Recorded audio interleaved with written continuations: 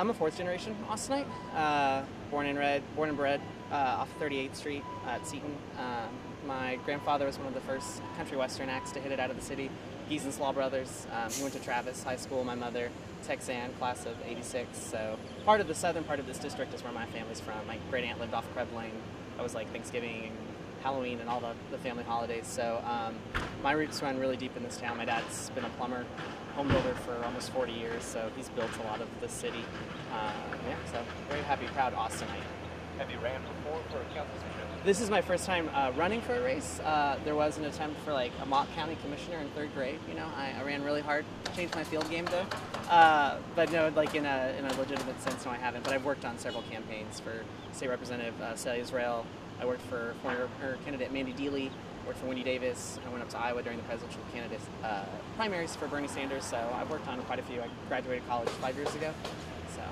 Do you have should I put your job in there? Do you have a job now? I do. I run a restaurant. I run one of the El Cholitos up on Burnett Road. So I mean, I had to work all the way through college, and restaurants have been what's paid my bills. But I think the skills of a waiter and a bartender are very useful for dealing with the constituents, and I think good for listening as well, dealing under pressure, which is what council members should be doing. They should be listening to their constituents. What's your title there at the El Cholitos? Just front of house manager.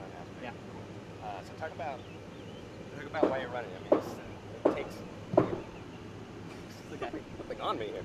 It takes a lot of passion about your community. You want to do this. Yeah, I've always been into local politics. I think it's where the most interesting action happens because it's not your normal like left-right partisan divide, which is just, after working on a presidential campaign or primary campaign, I was very disenchanted with that level of government. You're just so disconnected and you're such a cog. But the local races like for Celia and for Mandy Dealey were a lot of fun because the issues are very, very different.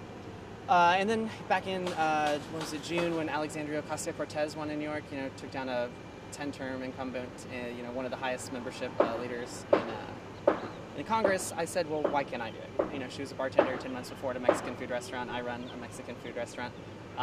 And the district's low turnout, and a lot of young people live here, and the current coalition that the incumbent is part of on city council, I think, is the reason why Code Next didn't happen, and it happened because of tone deafness. And then as we watched the mayor kind of drop the ball on it, and it turned into like bad blood.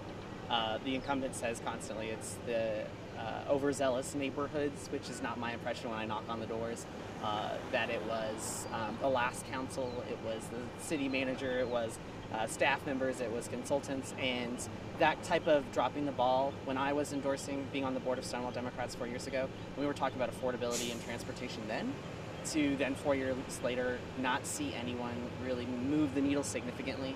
And also there's a housing work study that District 3 is the only district that lost affordable housing within the last year. We have an incumbent that says he wants to protect affordable housing.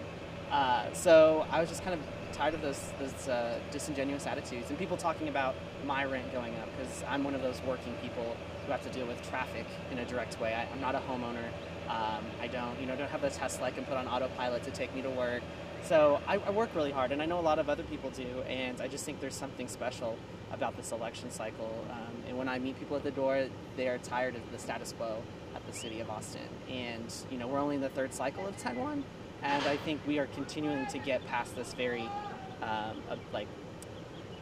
obscure kind of boys club, if you will, of like city politics, and we're expanding it to more people as we become, I think we're projected to be for sure in the top 10 largest cities in the country after the next census, and we can't be playing the old, the grad students who came here in the 70s and were hanging out the Armadillo headquarters, and that mentality of city politics can't stand anymore. So, yeah.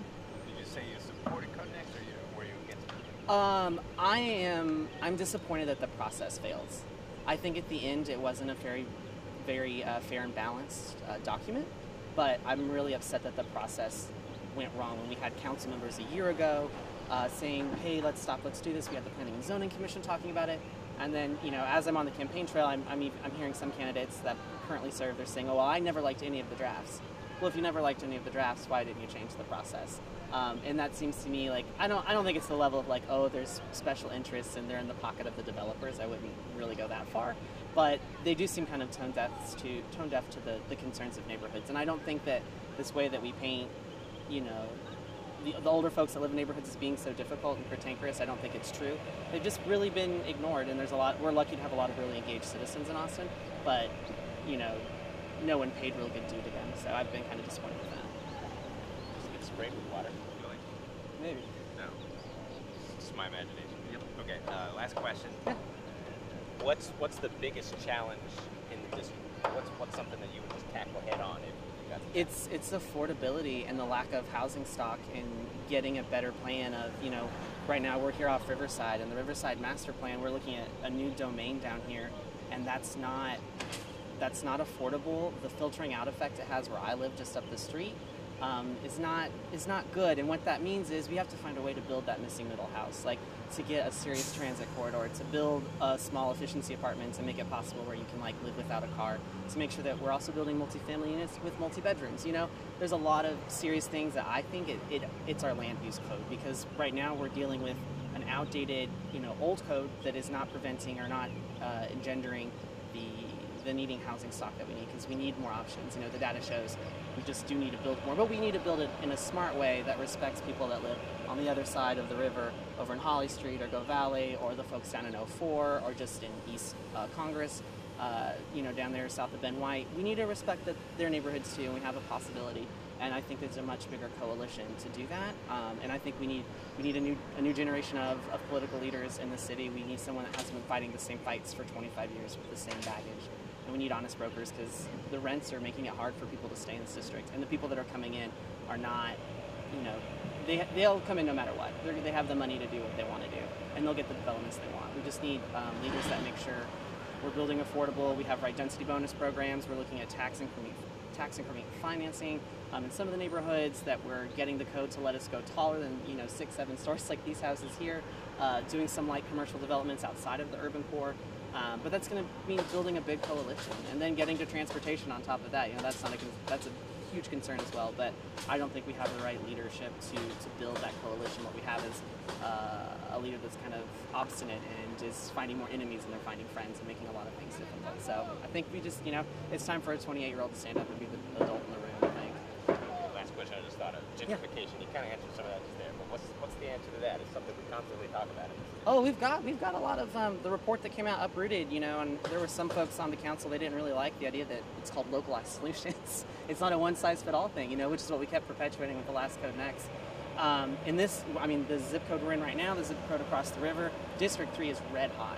Nobody is as red hot for gentrification as the city is. And what that's going to mean is a whole slew of things. It's community land trusts. It's finding, making AUDs more accessible for people to stay in their home to have supplemental income. It is, making sure that we increase the fee and lieu costs, that we change, we explore some tax increment financing to redirect money back to cities and have a new continuous stream of funding for affordable housing committed in the budget year after year after year.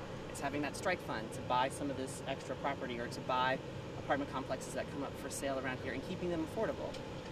But the shocker is these solutions were known 4 years ago, and we didn't use them then. And I'm always perplexed why it took, folks were talking about protecting mobile home communities in 14 in different districts, and then we just recently passed some ordinances giving them protections for 4 years to do that.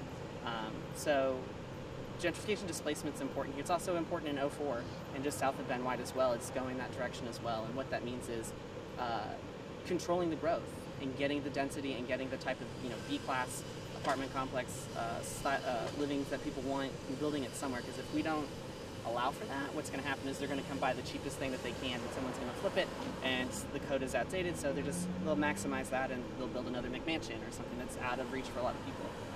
But what that comes to is, to me, getting a right code and getting the right framework to build smartly and where we want to, and density where we want to, and to control the growth, not ignore the growth, and to actually engage with the problems.